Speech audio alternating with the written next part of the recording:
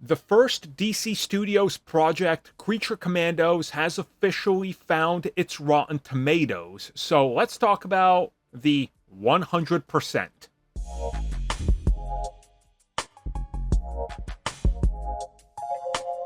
Well, I think it's pretty safe to say that people at WB are going to be happy with this one, as officially we know the Rotten Tomatoes score for Creature Commandos. Now, before we get into it, let's go over Rotten Tomatoes, because people always tend to forget, or some people just don't know how it works. Okay, let's explain what Rotten Tomatoes is. So, to make everything really simple, Rotten Tomatoes is an aggregate review site which, if your movie is seen as super successful and the critics love it, you get a fresh rating. If your movie's between amazing and bad, you get a tomato, and if your film is bad, you get a rotten rating. Now, these are calculated not by Rotten Tomatoes, and people never seem to understand it, because they're constantly complaining about how Rotten Tomatoes is wrong about their favorite film and focusing on the audience review, which should tell you everything you need to know, because Rotten Tomatoes has two different scores. How this works is that they take all the critics that are approved for their system,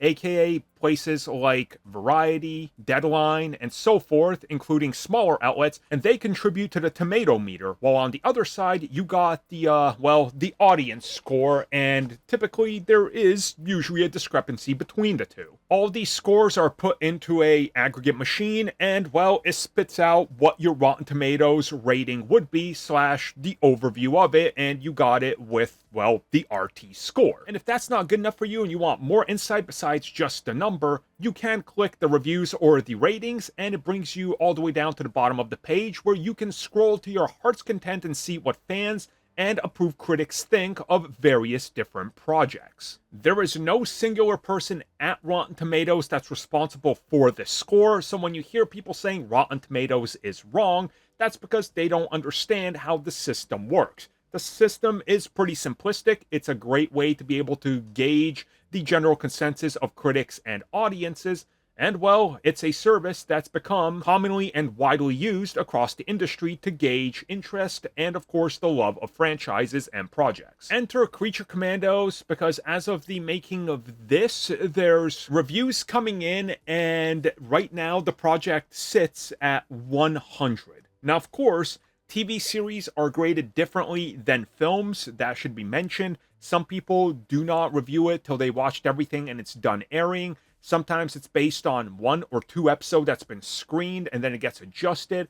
But we typically see that TV shows do debut higher than their film counterparts and typically do have a higher score. But again, that's dependent on who adjusts it. What I'm saying here is, if you watch this video and if you watch the last one where I talk a little bit about the first initial reviews, which are unanimously praising it, I'm not surprised that this has 100 on Rotten Tomatoes, because it seems like it's genuinely fresh, good, and, something that people didn't expect was going to be as good as it is. And I think that that's really the takeaway here. So I guess the DCU is off to a great start with their first 100. Well, everybody, thank you for watching that video. And as always, you can like, subscribe, share, do whatever you will. Check out the recommended video that's popped up somewhere on the screen. And also, if you would like additional content, including more discussions and more unfiltered content, check out what we offer to the members section, which has new videos going up all the time.